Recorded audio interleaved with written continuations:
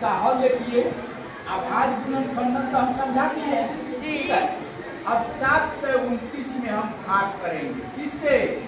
सबसे छोटी अभाज्य संख्या से। अगर सबसे छोटी अभाज्य संख्या से भाग नहीं जाएगा तब हम क्या करेंगे? उससे आगे वाली अभाज्य संख्या से भाग करेंगे, नियम यही है।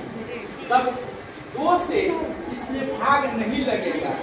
कारण क्या है कि 2 से भाज्यता के नियम में हमने बतलाया है कि 2 से उसी संख्या में भाग लगेगा जिसके इकाई के स्थान पर 0 या कोई सम संख्या। यहाँ तो इकाई के स्थान पर सम संख्या नहीं है, इससे नहीं लगेगा। अब 2 के बाद अगली अभाज्य संख्या कौन है? 3। अब 3 से इसमें भाग लगेगा कि नहीं? तो 3 से भाज्यता का नियम क्या बतलाया है, याद है? 3 से भाज्यता का नियम है कि इसके सभी अंकों को आपस में जोड़ देते हैं और उसमें यदि 3 से पूरा भाग लग जाता है तब इस संख्या में 3 से पूरा भाग लग जाएगा। तो 7 9 और 9 18 में 3 से पूरा भाग लग जाएगा, इसलिए 7 से 29 में 3 से भाग लग जाएगा। ये कितना हो जाएगा? 3 गुना 6,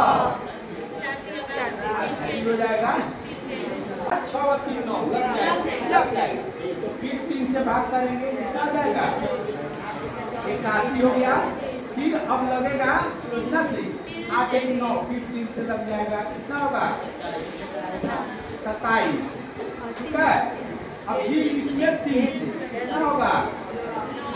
और फिर इसमें 3 से 3। अब देखो, अब 7 से 29 को हम लोग गुणनखंडन के रूप में कैसे लिख देंगे?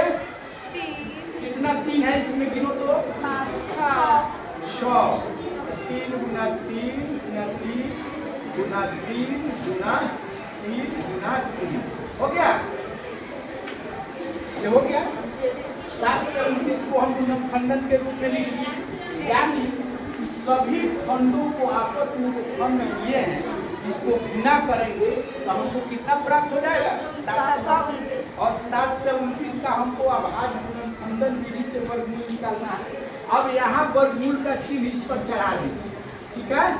यानी 7 से 29 का वर्गमूल, अब यहाँ भी वर्गमूल का चिन्ह हो जाएगा, ठीक है।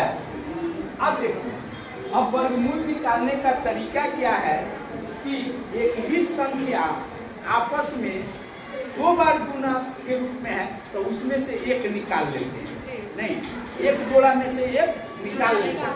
अब देखिए ये कौन जोड़ा है? 3 जोड़ा है, तो इसमें से 3 बार 3 निकाल देंगे, ठीक है।